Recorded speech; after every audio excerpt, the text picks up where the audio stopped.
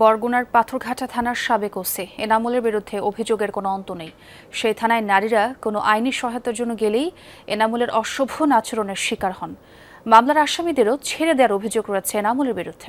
সম্প্রতি তাকে থানা থেকে প্রত্যাহার করে এসপি অফিসে সংযুক্ত করা হয়েছে। তবে তার বিরুদ্ধে যেন বিভাগীয় ব্যবস্থা নেওয়া হয় এমনটাই চাওয়া ভুক্তভোগীদের। ফোটানোর ঝামেলা ছাড়াই নিরাপদ পানির জন্য ঘরে আনুন পিওরিট। কল করুন 16627। এসিডে ঝলসে গেছে 5 বছরের শিশু জাইমার হাত। ছোট্ট শিশুকে নিয়ে থানা প্রাঙ্গণে বসে আছে অভাগী মা। মামলা করে পড়েছেন আসামিদের রোশনলে। থানার ওসির বিরুদ্ধে রয়েছে অসহযোগিতা এবং অপেশাদার আচরণের অভিযোগ। বরগুনা এসিড অপরাধ দমন ট্রাইব্যুনালে মামলা করেন শিশু জাইমার মা ফাতেমা অর্পা। 7 জুন এফআইআরের জন্য পাথরঘাটা থানাকে নির্দেশ দেন বিচারক। ফাতেমার অভিযোগ, ইচ্ছাকৃতভাবেই মামলা রেকর্ড করতে কালক্ষেপণ করেন থানার ওসি এনামুল হক।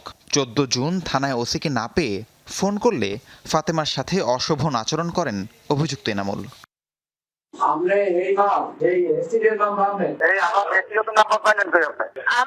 আমি 17 তারিখ মামলার 2 নম্বর আসামিকে গ্রেফতার করে থানায় নিলেও অভিযোগ ওঠে মোটা অঙ্কের টাকার বিনিময়ে তাকে ছেড়ে দেয় ওসি এনামুল। খবর পেয়ে পরদিন থানায় যাওয়ার পথে হামলার শিকার হন ফাতেমা। আর হামলা করেন খোদ মামলার প্রথম আসামি বাচ্চা আকন।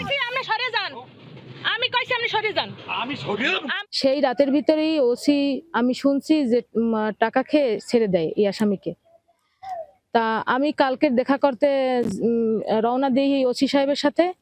তখন আমার পথে আমার মামলার 1 নম্বর আসামি বাদশা কোন আমাকে পথ অবরুদ্ধ করে।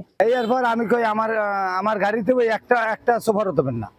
হ্যাঁ তোর থতমা দিলাম, আমারও একটা সোফার দিস। এনামুলের বিরুদ্ধে নারীদের সাথে অশোভন আচরণের অভিযোগও কম নয়। পাথরঘাটা থানায় সহায়তা নিতে যাওয়া বেশিরভাগ নারী তার বাজে আচরণের শিকার হয়েছেন। আমার এরকম মনিটর চুরি হয়ে গেছে এই কথা শোনার সঙ্গে সঙ্গে উনি এমন ভাবে খারাপ আচরণ করলেন। উনি বলছেন এই মুহূর্তে আপনি এখান থেকে বেরোবেন, নাইলে আপনার নামে আমি মামলা দেব। আমার বোন নিখোঁজ, তার জন্য আমরা থানায় জিডি করতে গেছে। আমাদের সাথে ওসি স্যার খুব খারাপ ব্যবহার করছে। এসব বিষয়ে ক্যামেরায় কোনো কথাই বলতে রাজি হন এনামুল। এদিকে নানা অভিযোগের পর 20 তারিখ এনামুলকে পাথরঘাটা থানা থেকে প্রত্যাহার করা হয়। বিভিন্ন নাম্বারে ফোন দিয়ে আমাদেরকে ব্ল্যাকমেইল করে, আপনাকেও ব্ল্যাকমেইল করে।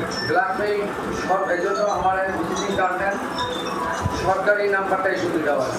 অভিযোগের বিষয়ে তদন্ত করে যথাযথ ব্যবস্থা নেওয়ার আশ্বাস পুলিশের ঊর্ধ্বতন কর্মকর্তার।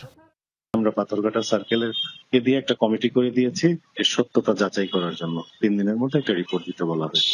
রিপোর্টের ভিত্তিতে অবশ্যই ঊর্ধ্বতন কর্তৃপক্ষ যেটা সঠিক সেই সিদ্ধান্তই নেবেন বলে আমি আশা করি। নারীদের সাথে অশোভন আচরণকারী এনামুলের বিরুদ্ধে বিভাগীয় শাস্তির দাবি ভুক্তভোগীদের। রাহিম সারোয়ার, যমুনা নিউজ।